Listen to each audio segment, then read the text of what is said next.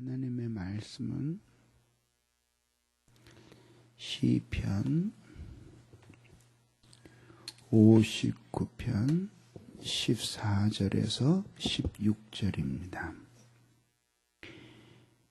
구약성경 843쪽입니다.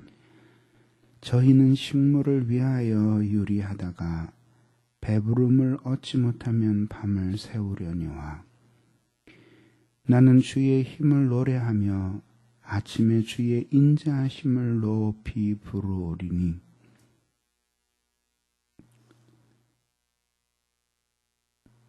주는 나의 산성이시며 나의 환난 날의 피난처 심이니이다. 다시 한번.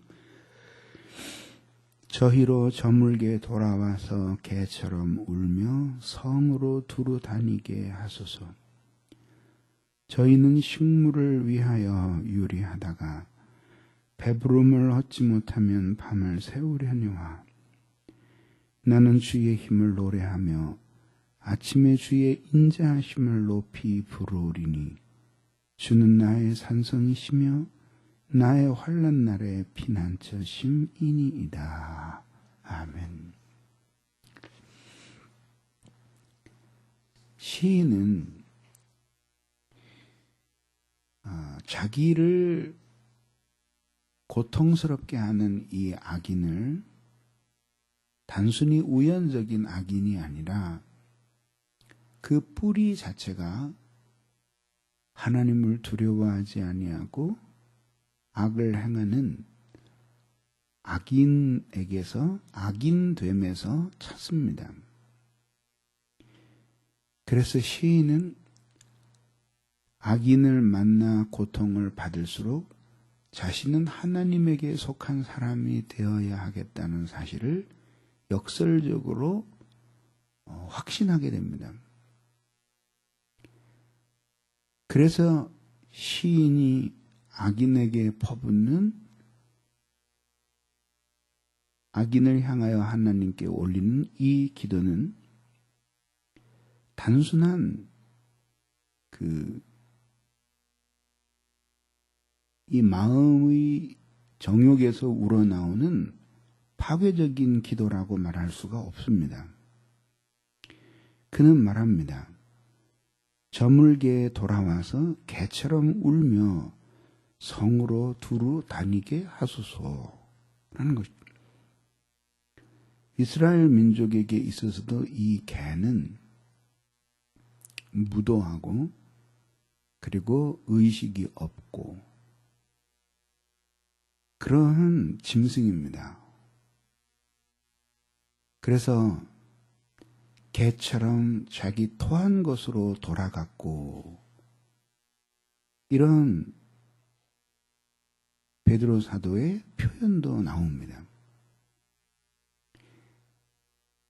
무엇인가 굶주림을 해결하거나 목마름을 해결하거나 어떤 고통의 문제를 해결하지 못해서 방황하고 괴로워하고 있는 이 모습을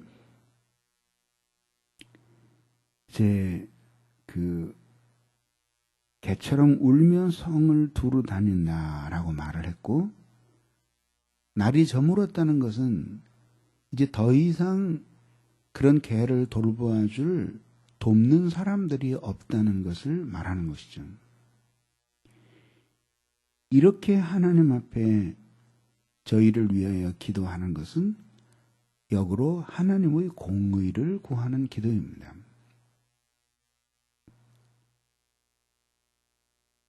그러면서 그는 악인의 결국과 자신의 처지를 비교하고 있습니다.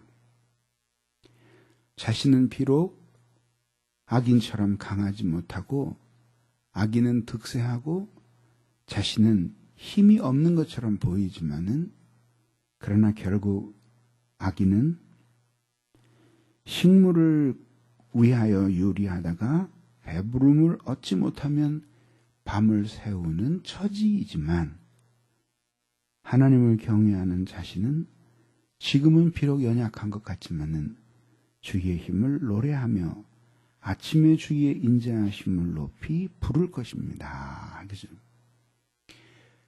앞절에서 무대는 저녁, 밤인데 시인이 노래하고 있는 건 미래형으로 주의 힘을 노래하고 아침에 주의 인자를 찬송합니다. 라고 되어 있습니다. 그래서 뭘 의미하냐면은 지금은 비록 악인에게 지는 것 같고 해를 당하는 것 같지만 궁극적으로 주의 힘을 노래하겠습니다. 그것은 무슨 힘이에요? 이스라엘 백성들이 하나님의 큰 능력을 언제 찬송했습니까? 하나님이 그 능력을 행사하시고 그 능력을 통해서 하나님께서 언약 백성들을 위하시는 당신의 관계를 드러내 보여주셨을 때 그 힘은 하나님 앞에 서 살아가는 언약 백성들의 찬송의 제목이 되었던 것이죠. 시인이 이런 역사를 염두에 두며 하나님 앞에 여호와의 힘을 찬송할 수 있기를 하나님 앞에 기도하고 있습니다. 지금은 악인에게 해를 당하는 것 같고 원수가 자기보다 강한 것 같지만은 그리고 자신은 악인이 갖고 있는 그런 종류의 힘이 없지만 결국은 하나님이 자기를 지켜주시고 이길 것이라고 하는 이 불구의 확신을 보여주는 것이죠. 그러면 그런 하나님의 큰 힘이 나타나서 당신의 공의를 펼치실 때에 악인은 멸하나 자신은 하나님의 펼치시는 그 공의 아래 희생되지 아니하고 오히려 주님의 이 이름을 높이게 되는 이것은 언제 이것은 어떻게 가능해질까요? 두려움 없이 하나님이 당신의 공평을 펼치도록 구하기 위해서는 비록 원수보다 약하고 환난과 고난을 당하지만 자신은 하나님 앞에서 끊임없이 우리 주님께 속하는 그런 사람이 되어야 되지 않겠어요? 그런 사람들만이 자신 있게 주님의 도움을 구하고 그 은혜를 구하지 않겠습니까? 하나님 앞에 간절히 하나님의 힘을 노래하게 되기를 기도하고 있는 것이죠. 하나님의 그 큰 힘의 행사는 악을 행하는 악인들에게는 엄격하게 나타나지만은 공의의 소산이지만 은총을 바라면서 산 언약 백성들에게는 주님의 인자하심의 표현입니다. 하나님의 자비는 인자는 언약 백성들을 불쌍히 여기시는 하나님의 인자한 마음으로부터 비롯되는 것입니다. 부모가 자신의 자식을 생각하는 것처럼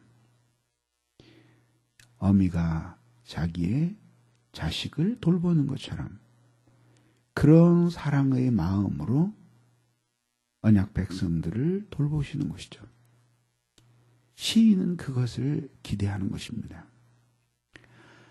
하나님의 사랑, 은총에 대한 이 기대는 지금 하나님과의 관계에서 누리고 있는 사람들이 미래에도 그런 하나님의 은총과 자비에 대한 확신에 붙들려 살아요. 오늘 느끼지 못하는 것을 내일 느끼기는 굉장히 어려워요. 그래서 미래의 불안에 대한 해소와 하나님의 인도와 보호에 대한 확신은 오늘 하나님과 맺고 있는 관계와 밀접한 관계가 있는 거예요. 오늘 주님과 화목한 가운데서 살아가면 미래에 대한 두려움이 사라져요. 왜? 지금 하나님이 나와 함께 하시고 지켜주시는 이것이 미래에 투영될 것이기 때문이죠. 그러면서 하나님 앞에서 살아가는 것이에요. 그러나 오늘 주님의 그 자비와 사랑을 느낄 수 없이 관계가 깨뜨려졌을 때 절망과 파괴적인 생각들이 밀려오게 되는 것이죠. 그래서 내일에 대한 염려와 불안은 오늘 하나님과의 관계의 결핍을 보여주는 것이죠.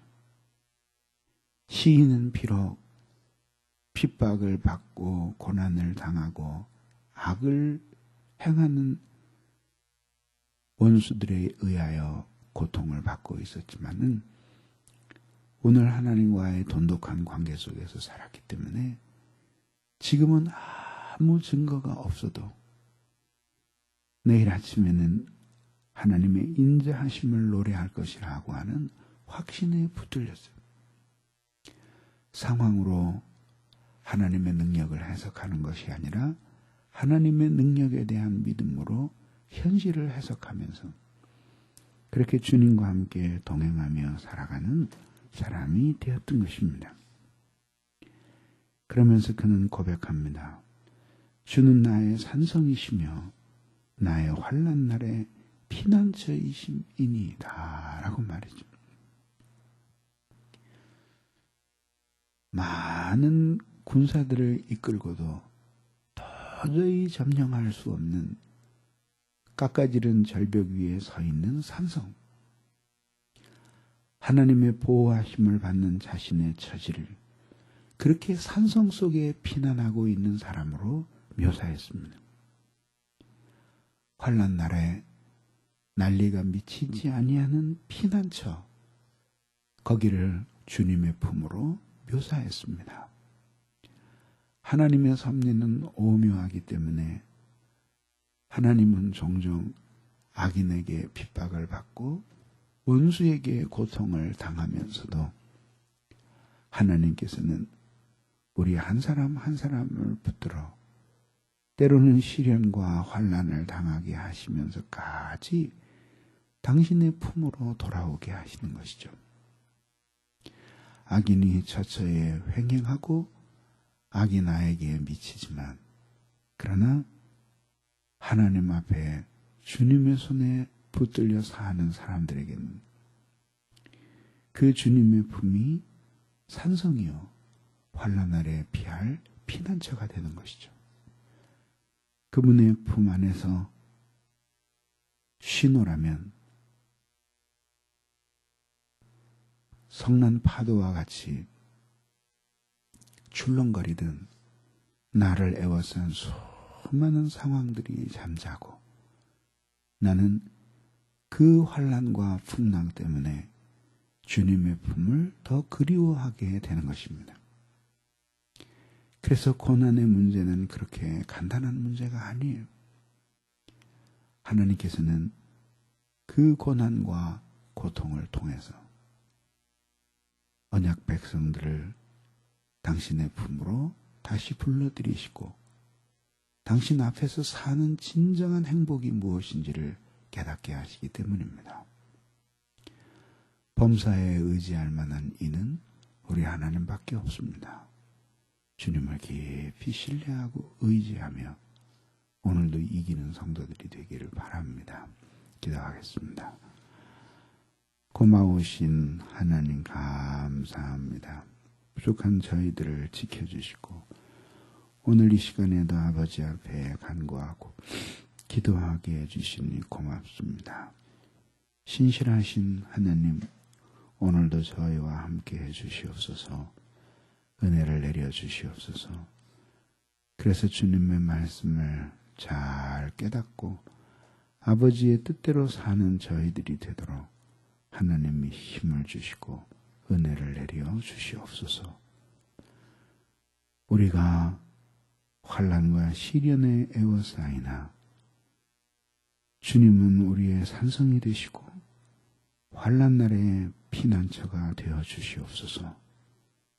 우리의 힘이 되어 주시고 우리를 긍휼히 여겨 주시옵소서. 그래서 저희들로 하여금 주님이 우리의 최고의 기업인 것을 알게 하시고 주님 때문에 우리가 이 세상에서 두려워할 것이 없음을 깨닫게 해 주시옵소서. 예수 그리스도의 이름으로 기도하옵나이다.